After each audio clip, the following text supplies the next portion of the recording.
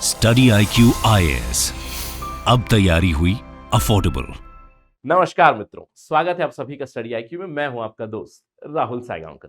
दोस्तों, आज हमारी चर्चा एक बहुत ही महत्वपूर्ण विषय पे होने वाली है, which is connected to Indian polity. Indian polity के अंडर हम लोग स्पेसिफिकली डिस्कस करने वाले हैं इंडियन जुडिशरी के बारे में। हमारी आज का चर्चा का विषय है हायर जुडिशरी, यानी कि सुप्रीम कोर्ट और हाई कोर्ट की अपॉइंटमेंट प्रोसेस के बारे में हम लोग चर्चा करने वाले हैं। साथ ही साथ उससे जुड़े हुए विवादों के ऊपर हमारा डिस्कशन होने वाला है। देखिए, हायर जुडिशरी की अपॉइंटमेंट एक कंट्रोवर्शियल इशू रहा है, मैं कहूंगा पिछले 30 सालों से। 1990 से it has been in news in Indian political system. पिछले कुछ सालों में तो काफी चर्चा का विषय ये रहा है, क्योंकि जुडिशरी और सरकार की तनाबनी इसके ऊपर कई बार हो चुकी है। हाल ही में ही हम लोगों ने चर्चा की थी कि जुडिशरी ने केंद्र सरकार से सवाल पूछा, यानी कि कॉलेजियम सिस्टम की जो रिकमेंडेशन थी उसके ऊपर केंद्र सरकार ने अभी तक कोई एक्शन क्यों नहीं ली, इस तरह के सवाल पूछे गए। और अभी सरकार की तरफ से, मैं कहूंगा सरकार में एग्जीक्यूटिव की तरफ से, वाइस प्रेसिडेंट ऑफ इंडिया ने फिर से एक तीखी आलोचना की है इंडियन जुडिशरी की। आप जानते हैं कि हमारा संसद का शीतकालीन सत्र शुरू हुआ है दिसंबर के पहले हफ्ते से, जहां पे राज्यसभा की जो चेयरमैन है, x official chairman is the vice president of India, उन्होंने जुडिशरी के ऊपर सवाल उठाए। जुडिशरी ने एनजैक को, national judicial appointment commission act को अनकॉन्स्टिट्यूशनल घोषित किया था, जिसके चलते उन्होंने तीखी आलोचना की और ये फिर से अभी विवादों का विषय बन चुका है। तो आज हम लोग इस पर्टिकुलर डिस्कशन में बात करेंगे कि क्या कहा चेयरमैन ऑफ द राज्यसभा ने, ये क्यों कहा, इसके ऊपर भी हम लोग बात करते हैं। साथ ही साथ इस डिस्कशन के अंत में हम लोग समझेंगे कि पूरा इशू क्या है विद रिस्पेक्ट टू जजेस अपॉइंटमेंट। ये सारी डिस्कशन करने से पहले हम लोग थोड़ा सा एग्जाम के दृष्टिकोण से विल अंडरस्टैंड अपॉइंटमेंट ऑफ जजेस कैसे होता हुआ आ रहा है, संविधान में क्या प्रावधान है, कौन से अनुच्छेद है जो बहुत जरूरी है हमें समझने के लिए, साथ ही साथ किस तरह से प्रोसेस इवॉल्व हुआ है ये भी समझेंगे। और डिस्कशन के अंत में हम लोग स्पेसिफिकली इस इशू या फिर इस विवाद के ऊपर चर्चा करने वाले। ये रहेगा आज का हमारा agenda. To get to know all that information, बने रहिए मेरे साथ, बहुत ही जरूरी डिस्कशन होने वाला है। और अगर आप यूपीएससी सिविल सर्विसेज की तैयारी कर रहे हैं, ये टॉपिक प्रीलिम्स के दृष्टिकोण से भी बहुत ज्यादा जरूरी है, मेंस के दृष्टिकोण से भी बहुत ज्यादा जरूरी है। प्रीलिम्स के लिए अगर आपको कॉन्फिडेंट बनना है, अगर आपकी प्रिपरेशन और भी अच्छे से करनी है, स्पेसिफिकली फॉर 2023 हमारा सिप प्लस प्रोग्राम शुरू होने वाला है 19 दिसंबर से। देखिए, इस प्रोग्राम में केवल 90 दिनों में, यानी कि इन 90 डेज, अप्रोक्सीमेटली 3 मंथ्स, आपकी कंप्लीट रिवीजन करा दी जाएगी फॉर प्रीलिम्स 2023, जिससे कि आप प्रीलिम्स क्रैक कर सकोगे विथ कॉन्फिडेंस। यहां पे आपकी लाइव क्लासेस चलेंगी, 75 डेज लाइव क्लासेस, 3500 से भी ज्यादा हम लोग एमसीक्यू सॉल्व करेंगे। साथ ही साथ आपको क्विक रिवीजन नोट्स मिलेंगे, tips, tricks, analytical skills develop करने की हम लोग कोशिश करेंगे। Just go to our website या फिर हमारे ऐप पे जाइएगा। मैक्सिमम डिस्काउंट के लिए use my code Rahul live. इसके अलावा मैं कहूंगा ये स्पेसिफिक डिस्कशन आपके लिए बहुत जरूरी रहेगा अगर आपने मेंस क्लियर किया है 2022 का, और हमारा इंटरव्यू गाइडेंस प्रोग्राम भी चल रहा है, आप जानते हो। और ये टॉपिक बहुत जरूरी है, मैं कहूंगा from the perspective of personality test. अब एक सिंपल सा सवाल मैं आपसे पूछ दूंगा, समझ लीजिए बोर्ड मेंबर ने आपसे सवाल पूछ दिया कि हमारी जुडिशियल अपॉइंटमेंट का प्रोसेस कैसे हम बेटर कर सकते हैं, या फिर क्या एनजैक आना चाहिए, या फिर कॉलेजियम सिस्टम का आप समर्थन करते हो, किस तरह के बदलाव आने की जरूरत है। एक ओपिनियन आपको जरूर बनानी पड़ेगी कि कॉलेजियम सिस्टम अच्छा है या फिर कॉलेजियम सिस्टम के क्या फ्लॉस है, किस तरह की चीजें हम लोग कर सकते हैं। तो इस डिस्कशन के अंत में आपको काफी अच्छे आइडियाज मिलेंगे about some sort of possible reforms, या फिर उस सवाल का जवाब देने के लिए, उस ओपिनियन को बिल्ड करने के लिए आपको काफी अच्छा कंटेंट मिलेगा, even from interview perspective, right. ठीक है, तो ये सारी चीज जानने के लिए stay till the very end. Right, let's begin with the news. मैंने आपको बताया कि vice president of India Jagdeep Dhankhar ji ने एक तीखी आलोचना की। उन्होंने कहा कि हमारे पार्लियामेंट्री सेटअप में सेपरेशन ऑफ पावर्स है, यानी कि पार्लियामेंट के कुछ पावर्स है, लेजिस्लेचर के कुछ पावर्स है, एग्जीक्यूटिव के कुछ पावर्स है, जुडिशियरी के कुछ पावर्स है, और अपनी अपनी लक्ष्मण रेखा बनी हुई है। एक जो विंग रहेगा दूसरे विंग के पावर्स में ना उनकी वायलेशन करे, पावर्स की वायलेशन ना करे। वही उन्होंने कहा Lakshman Rekha must be respected for all the wings of the government. और यहां पे उन्होंने कहा कि जुडिशियरी ने कई बार इंफ्रिंजमेंट की है पार्लियामेंट के पावर्स के ऊपर, स्पेशली अपॉइंटमेंट के चलते एनजैक बिल को लाया था पार्लियामेंट ने, और इस एनजैक बिल को अनकॉन्स्टिट्यूशनल घोषित कर दिया। और उससे पहले अलग अलग केसेस में सुप्रीम कोर्ट ने खुद ही एक प्रोसेस इवॉल्व किया है जुडिशियल अपॉइंटमेंट। चलिए उस चीज को समझते हैं। Let's try to understand what exactly is this. सबसे पहले हायर जुडिशरी की जब बात करता हूं, सुप्रीम कोर्ट और हाई कोर्ट में अपॉइंटमेंट प्रोसेस कैसे थी पहले, या फिर संविधान में क्या लिखा हुआ है करेक्टली। संविधान में देखिए आर्टिकल 124, ओरिजिनल बात करो मैं, आर्टिकल 124 ये कहता है सुप्रीम कोर्ट जजेस को कौन अपॉइंट कर सकता है, प्रेसिडेंट अपॉइंट कर सकते हैं by warrant under his hand and seal and after consultation with such जजेस जो प्रेसिडेंट फिट समझ सकते हैं। उन जजेस के अपॉइंट या फिर उन जजेस से इनपुट्स लेंगे जो भी प्रेसिडेंट ठीक समझेंगे। यहां पे चीफ जस्टिस ऑफ इंडिया से इनपुट लेने हैं, राइट, बेसिकली ये आइडिया सुप्रीम कोर्ट जजेस के लिए, ठीक है। यानी कि चीफ जस्टिस से कंसल्टेशन करनी है या फिर चीफ जस्टिस प्लस उतने सारे जजेस जो भी प्रेसिडेंट थिंक करते हैं कि उतने फिट है तो उनसे कंसल्ट करेंगे, कंसल्ट करने के बाद खुद अपॉइंट कर देंगे, ठीक है। ये था सुप्रीम कोर्ट के जजेस के लिए। अब हाई कोर्ट के जजेस के लिए अगेन प्रेसिडेंट ही अपॉइंट करेंगे। ध्यान रखिएगा सबसे पहले सुप्रीम कोर्ट जजेस हो या फिर हाई कोर्ट जजेस हो, दोनों को भी प्रेसिडेंट ऑफ इंडिया ही अपॉइंट करते हैं। No confusion. अगर मैं एक स्टेटमेंट दे दूं एमसीक्यू में बना कि हाई कोर्ट जजेस को गवर्नर अपॉइंट करता है, एब्सोल्युटली रॉन्ग, ठीक है। तो प्रेसिडेंट ही अपॉइंट करेंगे सुप्रीम कोर्ट जजेस को भी, हाई कोर्ट जजेस को भी। अगेन यहां पे भी चीफ जस्टिस ऑफ इंडिया के साथ कंसल्टेशन करेंगे या फिर एज ही थिंक्स फिट उन जजेस के साथ वो कंसल्टेशन करेंगे एंड गवर्नर के साथ कंसल्टेशन करेंगे, उस particular chief justice of high court से कंसल्ट करेंगे। इस तरह का प्रोसीजर लेगा। यानी कि बेसिकली मैं कहूंगा इन शॉर्ट प्रेसिडेंट के पास पावर थी अपॉइंटमेंट की, राइट। अब किसको अपॉइंट कर सकते हैं इसका भी क्राइटेरिया दिया हुआ है, इन्हीं आर्टिकल्स में आपको क्राइटेरिया मिलेगा। ये क्राइटेरिया भी बहुत जरूरी बनता है। सबसे पहले नो एज लिमिट, यानी कि मिनिमम एज कोई नहीं है। अब कहीं पे मैं स्टेटमेंट दे दूं सुप्रीम कोर्ट जज should be minimum 50 years, there is no need like that, ऐसा कुछ भी नहीं है। तो मिनिमम एज नहीं है, लेकिन अपर एज जरूर है। अपर एज आपको पता है 62 upper age for high court जजेस, 65 upper age for supreme court जजेस। और सुप्रीम कोर्ट जजेस of course he she must be citizen of India, high court जजेस must also be citizen of India, ये एक रिक्वायरमेंट है। इसके अलावा कम से कम 5 साल के लिए हाई कोर्ट का जज होना चाहिए to become a supreme court जज, या फिर कम से कम 10 सालों के लिए एडवोकेट होना चाहिए हाई कोर्ट का। ये क्राइटेरिया है।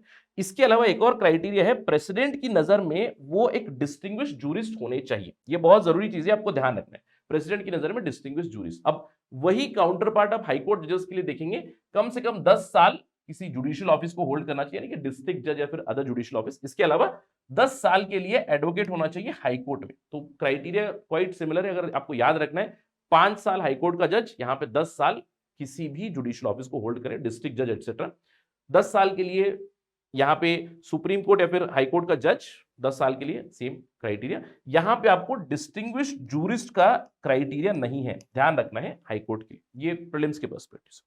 अब इसका मतलब क्या है, शुरुआती पोजीशन हमारी क्या थी, the original position according to constitution of India, president was not bound by anything, any recommendation. यानी कि प्रेसिडेंट अगर चाहे तो कंसल्ट करेंगे और अल्टीमेटली अपना खुद का डिसीजन लेंगे और अपॉइंट करेंगे, आर्टिकल 124 और आर्टिकल 217 के तहत सुप्रीम कोर्ट जज और हाई कोर्ट जज के लिए। लेकिन धीरे धीरे चीजें बदलने लगी।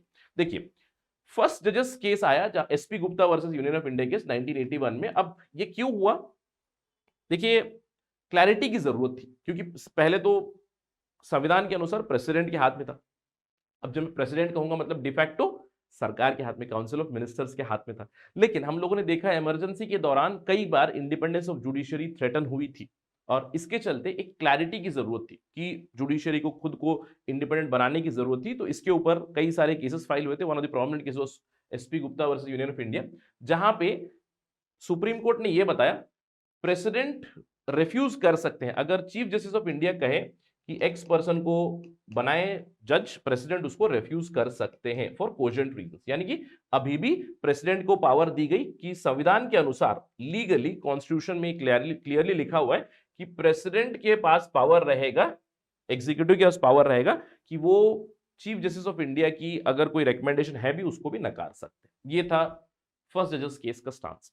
लेकिन चीजें बदल गई सेकंड जजेस केस में 1993 में। इसलिए मैंने कहा कि पिछले 30 सालों में ये हमेशा एक विवादग्रस्त इशू रहा ही रहा है, क्योंकि 1993 से जब से एक बदलाव आया है अपॉइंटमेंट प्रोसेस में, क्योंकि सेकंड जजेस केस में supreme court advocates on record versus union of India case में जुडिशियरी यानी कि सुप्रीम कोर्ट ने एक कोलेजियम सिस्टम बनाया, कोलेजियम सिस्टम को बनाया। यानी कि यहां पे उन्होंने कहा कि appointment, of course appointment president ही करेंगे, लेकिन अभी जो प्रेसिडेंट को रेकमेंड करेंगे, फिर president must consult the collegium. अब कॉलेजियम सिस्टम में कहा चीफ जस्टिस ऑफ इंडिया रहेंगे और 2 सीनियर मोस्ट जजेस रहेंगे। ऑलराइट, तो ये अभी कंसल्टेशन बनेगी। अब यही प्रोसेस चलता रहा ऑलमोस्ट 4-5 सालों के लिए। 1998 में एक रेफरेंस केस आया, इसी केस पे रेफरेंस पूछा गया। आप जानते हैं कि एडवाइजरी जुरिस्डिक्शन है सुप्रीम कोर्ट के पास। अगर प्रेसिडेंट या फिर सरकार को लगे, प्रेसिडेंट को लगे कि कोई मैटर पे क्लैरिटी चाहिए, तो एक रेफरेंस पूछा गया सुप्रीम कोर्ट से कि थोड़ा सा क्लैरिटी दीजिएगा। आपने कॉलेजियम सिस्टम बताया, तो क्या कॉलेजियम सिस्टम की क्या रूल्स एंड रेगुलेशंस रहेगी, कैसे चीजें चलेंगी। तो इस रेफरेंस केस में, जिसको फेमसली कहा जाता है थर्ड जजेस केस, क्योंकि ये जो थर्ड जजेस केस है ये आज भी लागू होता है। Please remember, even till today the judgement of the third जजेस case itself is valid. Please remember this, right. अब इस केस में सुप्रीम कोर्ट ने फॉर्मलाइज कर दिया कॉलेजियम सिस्टम। प्लीज रिमेंबर, इस कॉलेजियम सिस्टम का कोई उल्लेख नहीं है हमारे कॉन्स्टिट्यूशन में। रिमेंबर दिस पॉइंट कि there is no mention of the collegium system in Indian constitution. ये एक जुडिशियल इनोवेशन है और इस पर्टिकुलर केस में सुप्रीम कोर्ट ने क्लैरिटी दी कि किस तरह से प्रोसेस चलेगा। उन्होंने कहा कॉलेजियम सिस्टम क्या रहेगा। कॉलेजियम सिस्टम होगा, एक सिस्टम होगा कंसल्टेशन का। जैसे आर्टिकल में लिखा हुआ था, प्रेसिडेंट कंसल्ट करेंगे चीफ जस्टिस ऑफ इंडिया को या फिर दो जजेस व्हाटएवर ही थिंक्स फिट, लेकिन दो जजेस व्हाटएवर ही थिंक्स फिट उसको थोड़ा डिफाइन कर दिया गया। That has been defined. और यहां पे कंसल्टेशन केवल चीफ जस्टिस के साथ नहीं होगा। आप ये इन्होंने बताया कि कंसल्टेशन जब करेंगे, it is not just with chief justice of India but it means plurality of जजेस, यानी कि chief justice of India plus some other जजेस। तो यहां पे जिन्होंने डिफाइन किया, जो सुप्रीम कोर्ट में जजेस को अपॉइंट करना होता है, उस कॉलेजियम में आपको 4 सीनियर मोस्ट जजेस plus chief justice of India रहेंगे और ये इनपुट देंगे प्रेसिडेंट को। This would be the supreme court collegium. और हाई कोर्ट की जो कॉलेजियम रहेगी कंसल्टेशन के लिए, 2 सीनियर मोस्ट जजेस रहेंगे सुप्रीम कोर्ट के plus 2 chief justice of India. ये होगा collegium for the high courts, यानी कि ये कॉलेजियम सुप्रीम कोर्ट जजेस को अपॉइंट करने के लिए मदद करेगा और ये हाई कोर्ट की जजेस को अपॉइंट करने के लिए मदद करेगा। इसके अलावा और भी कुछ चीजों की क्लैरिटी दे दी, जहां पे उन्होंने कहा कि जो भी रिकमेंडेशन होगी वो राइटिंग में रिकॉर्ड की जाएगी, राइटिंग में कन्वे की जाएगी, यानी कि जजेस शुड बी कंसल्टेड। और केवल चीफ जस्टिस ऑफ इंडिया अगर इन्होंने कुछ रेकमेंड किया, that would not be valid, यानी ओनली सीजेआई की recommendation would not be valid. पूरे कॉलेजियम की रिकमेंडेशन विथ राइटिंग ये जानी चाहिए। और ध्यान रखना यहाँ पे, सीजीआई ने अगर बिना कंसल्टेशन की कोई रिकमेंडेशन की है, that would also be not valid. इसके अलावा किसी भी हाईकोर्ट जज के ट्रांसफर जो है जुडिशियली रिन्यूएबल रहेंगे। साथ ही साथ इसी गाइडलाइंस में उन्होंने बताया कि सरकार अगर चाहे, यानी कि प्रेसिडेंट अगर चाहे, तो एक बार रिकमेंडेशन को वापस भेज सकते हैं। यानी कि जो राइटिंग में रिकमेंडेशन जाएगी कॉलेजियम की, तो कॉलेजियम ने समझ लीजिए राइटिंग में दे दिया एक्स जज को आप अपॉइंट कर दीजिए, now this is the recommendation. लेकिन जब प्रेसिडेंट के पास ये जाएगा, प्रेसिडेंट बोलेगा कि जो भी मैंने प्रोसेस किया, बैकग्राउंड चेक किया है, इसको आप थोड़ा सा रीथिंक कर दीजिएगा। तो कॉलेजियम रीथिंक करके अगर फिर से इस एक्स नेम को सजेस्ट कर देंगे, then president has to appoint. ये एक गाइडलाइन बनी है, guidelines of supreme court. In fact ये पूरी गाइडलाइंस आप देख सकते हो, जो एक मेमोरेंडम ऑफ प्रोसीजर बना है सुप्रीम कोर्ट का, वहां पे आप देख सकते हो सुप्रीम कोर्ट वेबसाइट पर। तो ये है प्रोसेस अभी तक का। लेकिन इस प्रोसेस को बदलने के लिए अब देखिए सिस्टम क्या है कि जजेस खुद ही दूसरे जजेस को अपॉइंट कर रहे हैं और कई सारे इश्यूज थे जो हम लोग बात करेंगे। तो इसको बदलने के लिए एनडीए की सरकार ने क्या किया, इन्होंने एनजैक लाया, 99th कॉन्स्टिट्यूशनल अमेंडमेंट एक्ट लाया, जहां पे इन्होंने एनजैक बिल लाया, एनजैक को पास करवाया। अगेन कॉन्स्टिट्यूशनल अमेंडमेंट बिल है, क्योंकि पास होना है पूरा, तो ये पास हुआ, जहां पे इन्होंने कहा कि कॉलेजियम सिस्टम को हम रिप्लेस कर रहे हैं with something called as NJAC, national judicial appointment commission. अब यहां पे इन्होंने कहा कि instead of the collegium system, अब हम चाहते हैं कि अपॉइंटमेंट कमीशन बने। उस कमीशन में of course chief justice of India रहेंगे और 2 सीनियर मोस्ट जजेस रहेंगे, यानी कि 3 जजेस रहेंगे टोटली, एक लॉ मिनिस्टर रहेंगे और 2 एमिनेंट पर्संस होंगे, यानी कि टोटली 6 मेंबर का एक कमीशन बनाने की इन्होंने बात की। 6 मेंबर्स की कमीशन बताई। 6 मेंबर में अब आप देखिए, मैं कहूंगा 3 जजेस हैं, एक तरफ 3 जजेस और दूसरी तरफ आपको 3, I can say prima facie, इसको देख के कहूंगा 3 गवर्नमेंट के लोग। ठीक है, 3 गवर्नमेंट, क्योंकि अगर 2 एमिनेंट पर्सन है, वो एमिनेंट पर्सन भी अपॉइंट करने के लिए कमिटी है जिसमें चीफ जस्टिस है, prime minister of India, leader of opposition है, ये लोग मिलकर एमिनेंट पर्सन को अपॉइंट करेंगे। या फिर instead of government I would say rather non judicial members, ठीक है, यानी कि 3 judicial members, 3 not judicial members, ठीक है। अब जब ये बिल एक्ट बना, इसको चैलेंज किया गया और 4th जजेस केस में, इसको फेमसली 4th जजेस केस कहा जाता है। Supreme court advocates on record versus union of India 2015 के केस में सुप्रीम कोर्ट ने एनजैक को घोषित कर दिया अनकॉन्स्टिट्यूशनल, यानी कि इसीलिए अभी भी 4th जजेस केस में खारिज कर दिया गया एनजैक को। 3 जजेस केस यानी कि 3rd जजेस केस जो है उसी से अभी भी सिस्टम चलता है, कोलेजियम सिस्टम का। अब सुप्रीम कोर्ट ने आर्ग्यू किया कि एनजैक violated the independence of judicial appointment, right. 6 members थे जहां पे 3 जुडिशियल, 3 नॉन जुडिशियल है, वीटो भी नहीं दिए गए। ये सारी चीजें को हाईलाइट करते हुए इन्होंने इसको खारिज कर दिया। अगेन ये जो जजमेंट था इसको 4-1 के मेजोरिटी से पास किया गया। 4 जजेस ने कहा कि अनकॉन्स्टिट्यूशनल है। एक जज जस्टिस जे चेलामेश्वर थे, उन्होंने डिसेंट किया यहाँ पे, उन्होंने कहा एटलीस्ट रिफॉर्म करने की अपॉर्चुनिटी होनी चाहिए थी, but this is a status, right. इसका मतलब क्या है, कोलेजियम सिस्टम अभी भी चल रहा है, राइट। एनजैक सिस्टम ये खारिज हो चुका है, ठीक है। कोलेजियम सिस्टम को 3rd जजेस केस से आया था, यानी कि इसको जुडिशियरी ने ही बनाया है, इसको आपको ध्यान रखना है, जुडिशियरी ने इसको बनाया हुआ है। अब इसको लेजिस्लेचर ने बनाया था लेकिन ये खारिज हो चुका है, ठीक है। अब यहां पे क्रिटिक्स कुछ इश्यूज हाईलाइट करते हैं जो हम लोग एट लेंथ बात करेंगे, लेकिन जो एनजैक अनकॉन्स्टिट्यूशनल घोषित कर दिया गया वो क्यों था, मैंने आपको बताया। इस तरफ 3 मेंबर्स जजेस यानी कि 3 judicial members, 3 non judicial members, इसकी वजह से। और यहां पे एनजैक को बताया कि जुडिशियल इंडिपेंडेंस को एक खतरा है, जजेस को वीटो नहीं दिया गया है, और या फिर जजेस को अपॉइंटमेंट में लिमिटेशन हो सकती है, यानी कि सरकार के ऊपर निर्भर रहना पड़ेगा, नॉन जुडिशियल मेंबर्स के ऊपर निर्भर रहना पड़ेगा। इस चीज को साइड करते हुए एनजैक को खारिज कर देगा। यह है अभी तक की स्टोरी, यानी कि आज कोलेजियम सिस्टम से ही अपॉइंटमेंट होती है। क्लियर। अब इस चीज को सरकार ने कंटिन्यूअसली क्रिटिसाइज किया। पिछले कुछ दिनों में लॉ मिनिस्टर किरेन रिजिजू ने इसको क्रिटिसाइज किया हुआ है कि कोलेजियम सिस्टम काफी ओपेक है।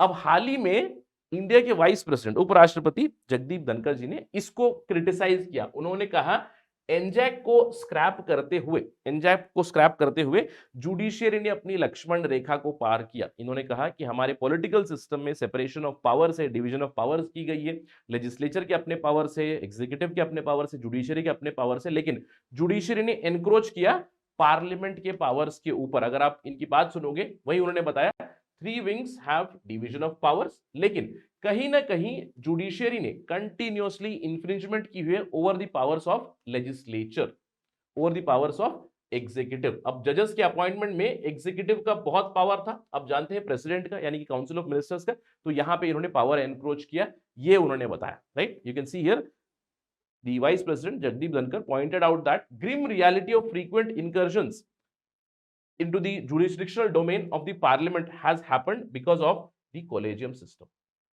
right। इस चीज को क्रिटिसाइज किया और उन्होंने कहा कि बहुत जरूरी चीज है कि सभी इंस्टीट्यूशंस अपनी लक्ष्मण रेखा को ना पार करें। अब लक्ष्मण रेखा मतलब जो उन्होंने टर्म इस्तेमाल किया यहाँ पे, that means there is division of power, separation of power, उसको आप एनक्रोच ना करें, इस तरह का एक क्रिटिसिज्म आया। अब इसके ऊपर ऑफ कोर्स सुप्रीम कोर्ट ने भी बहुत सारे बातें कही। सुप्रीम कोर्ट को ऑलरेडी लॉ मिनिस्टर क्रिटिसाइज करते हुए रहे थे, अभी इस बार वाइस प्रेसिडेंट ने क्रिटिसाइज किया। सुप्रीम कोर्ट ने अलग अलग केसेस में, अलग अलग पिटीशन में खुद को बचाने की कोशिश की। मैंने कहा बचाने की, खुद को जस्टिफाई करने की कोशिश की। यहाँ पे आप देख सकते हो public posturing on collegium not well taken, कि जिस तरह से कोलेजियम के खिलाफ पब्लिक पोस्चरिंग चल रही है वो हम अप्रिशिएट नहीं करते हैं। इसके अलावा रिसेंटली सुप्रीम कोर्ट ने रीइटरेट किया collegium system is the law of the land और उसको सभी का पालन करना चाहिए, everybody has to follow. And supreme court tells the centre, ask the attorney general कि लीगल पोजीशन क्या है सरकार की, बताए, ये लॉ ऑफ द लैंड है, उन्होंने घोषित कर दिया। इसके अलावा रिसेंटली ही कुछ और भी डेवलपमेंट हुई थी। कोलेजियम सिस्टम को एक पिटीशन में कहा गया कोलेजियम की जो प्रोसीडिंग्स होगी that should come under RTI, right to information, supreme court ने इसको भी नकार दिया, राइट।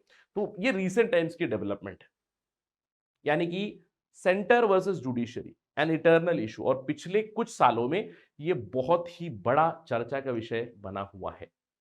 अब सवाल उठता है क्यों कॉलेजियम सिस्टम पे इतनी ज्यादा प्रॉब्लम्स क्यों है। इनफैक्ट ये आपके लिए मेंस के दृष्टिकोण से बहुत जरूरी रहेगा, इंटरव्यू के लिए भी। क्यों प्रॉब्लम चल रही है और इसके प्रति बहुत से लोगों ने हाईलाइट भी किया। अगर आप दूसरे जजेस को बोले, जो जजेस बाहर निकले हुए हैं, रिटायर होकर निकले हुए हैं, उन्होंने भी कहा कि collegium system it is not working well. बहुत सारे जूरिस्ट ने भी बताया, जैसे कि फॉर्मर जजेस, lawyers, legal experts, law professor, बहुत सारे लोगों ने यह बताया है कि कॉलेजियम सिस्टम में कहीं ना कहीं कुछ प्रॉब्लम्स जरूर है। अब क्या प्रॉब्लम है? देखिए, सबसे बड़ी प्रॉब्लम है कि ये एक एक्स्ट्रा कॉन्स्टिट्यूशनल बॉडी है। यानी कि कॉन्स्टिट्यूशन में इसका कोई मेंशन नहीं था, ओरिजिनल कॉन्स्टिट्यूशन में ये चीजें नहीं थी, और कहीं ना कहीं ये बॉडी, मैं कहूंगा, किसी कॉन्स्टिट्यूशनल अमेंडमेंट बिल के बिना भी आई हुई है। इसका कोई मेंशन नहीं है। ये आपको ध्यान रखना है कि it's a judicial innovation and it is an extra constitutional body. अभी भी अगर आर्टिकल 124 217 देखिए, it's the same thing. President in consultation with chief justice of India और द अदर जजेस, what ever the president thinks fit, उनके साथ consult करेंगे, appointment करेंगे। लेकिन कहीं ना कहीं वर्किंग में इस तरह की चीजें हो चुकी है कि हम लोग अभी कॉलेजियम सिस्टम के थ्रू ही जजेस की अपॉइंटमेंट करते हैं, और ये एक जुडिशियल इनोवेशन है। यानी कि जजेस अपॉइंटिंग जजेस। आप देख सकते हो कॉलेजियम सिस्टम में है कौन। कॉलेजियम सिस्टम में मैं कहूंगा चीफ जस्टिस ऑफ इंडिया है, प्लस 4 जजेस या फिर प्लस 2 जजेस फॉर हाई कोर्ट, राइट। अब इसका मतलब क्या है? जजेस अपॉइंटिंग ब्रेदरन जजेस, जजेस ही जजेस को अपॉइंट कर रहे हैं। दूसरा कोई इंसान नहीं है उस कॉलेजियम में। अब मैं ये आर्ग्यू नहीं कर रहा हूं कि शायद कहीं ना कहीं यहाँ पे सरकार की रिप्रेजेंटेशन होने की जरूरत है। आई am not talking about that also. से इमेजिन कीजिएगा कॉलेजियम सिस्टम में जजेस है, जजेस प्लस एमिनेंट जूरिस जो खुद जुडिशरी सोचता है, या फिर जो खुद सुप्रीम कोर्ट जजेस सोचते हैं, एमिनेंट जूरिस हो या फिर लॉ प्रोफेसर्स हो, लीगल एक्सपर्ट्स हो, राइट, या फिर सीनियर एडवोकेट्स हो, इनपुट वगैरह ले सकते हैं। दैट इज द आर्गुमेंट, जजेस अपॉइंटिंग ब्रेदरन जजेस। अब इसकी वजह से प्रॉब्लम क्या होती है, व्हाट इज द इशू, कि कॉलेजियम की जो भी मीटिंग होती है, कॉलेजियम की जो भी सिलेक्शन होती है, वो काफी ओपेक है। यानी कि किस बेसिस पे किसी एक इंसान का नाम यहां पे आता है, इट्स नॉट क्लियर।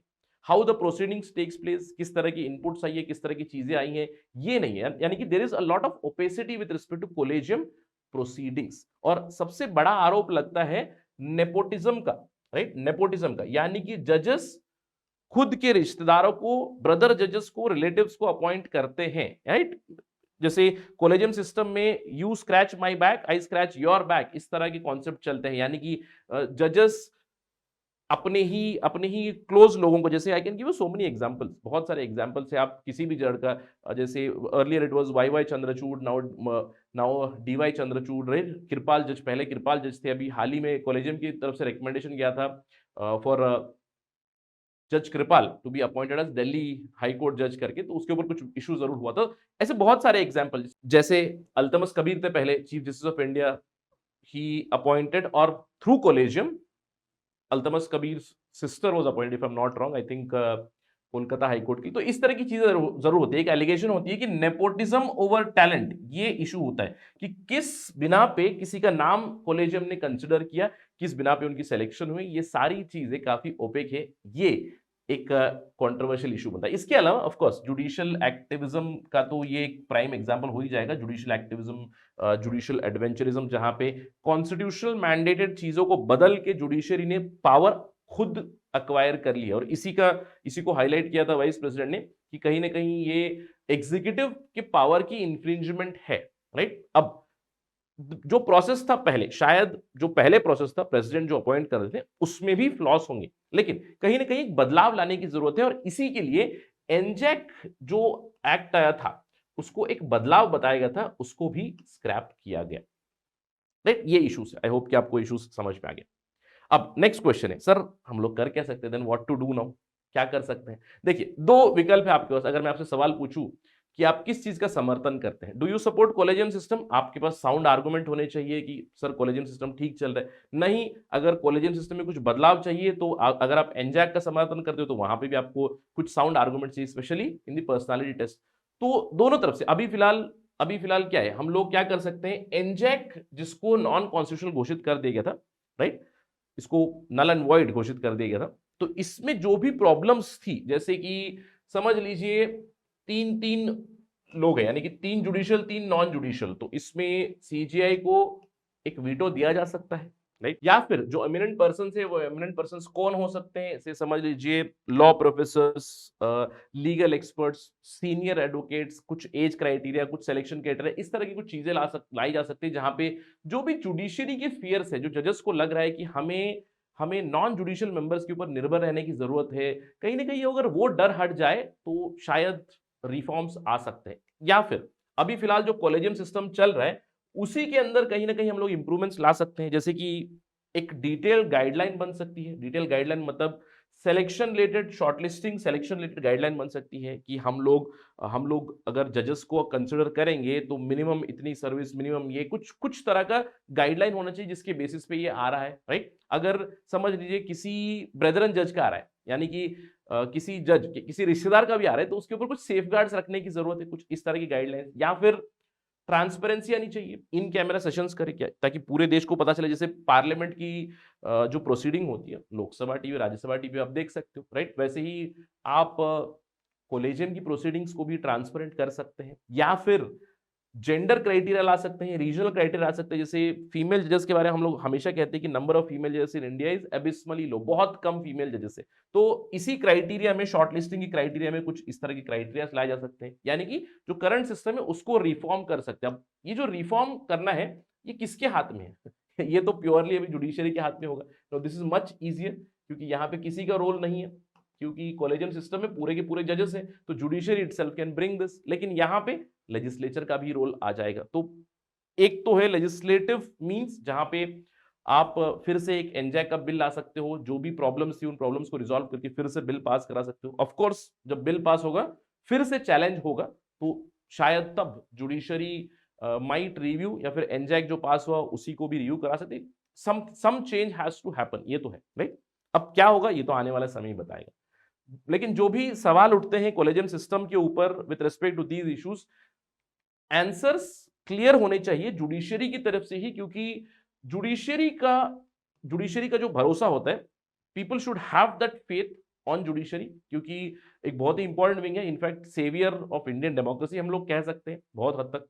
क्योंकि हम लोग जब भी जुडिशियल एक्टिविज्म की बात करते हैं, एक्टिविज्म क्यों होती है? कहीं ना कहीं दूसरे विंग जो है, लेजिस्लेचर और एग्जीक्यूटिव, अपना रोल अदा नहीं कर पा रहे, इसलिए क्या जुडिशरी को वहां पे एनक्रोच करने की जरूरत पड़ी? ये भी सवाल उठ जाते हैं, right? So reform has to come from within, at least within the judiciary itself, right?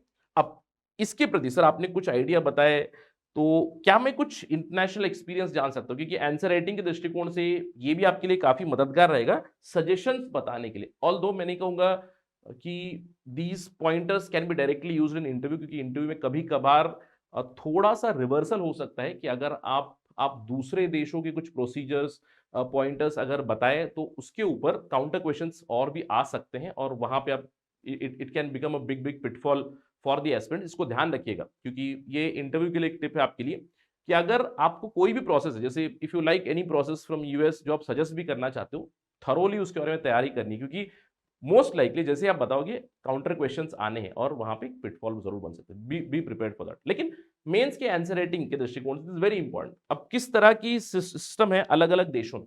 देखिए US, right, the oldest democracy. अब यहाँ पे तो काफी सिंपल प्रोसेस है, प्रेसिडेंट के हाथ में पावर है, प्रेसिडेंट नॉमिनेट करते हैं फेडरल जजेस को, सुप्रीम कोर्ट के जजेस को, और उसकी अप्रूवल आनी है सेनेट से। सेनेट का मतलब है अपर हाउस। अब सेनेट की भी मदद करते हैं अलग अलग कमिटीज। अब सेनेट के अंडर सेनेट जुडिशियल कमेटी बनी हुई है, या फिर अमेरिकन लॉयर्स एसोसिएशन है जो इनकी मदद करता है इन वेटिंग दोज नेम्स। जो भी प्रेसिडेंट बताएंगे उसको अप्रूव करने के लिए वो मदद करते हैं। इनफैक्ट अमेरिका का ही प्रोसीजर देख के बहुत सारे लैटिन अमेरिकन कंट्रीज, जैसे अर्जेंटीना हो गया, ब्राजील हो गया, लैटिन अमेरिकन कंट्रीज में भी यही प्रोसेस चलता है। तो यूएस का प्रोसेस काफी सिंपल है।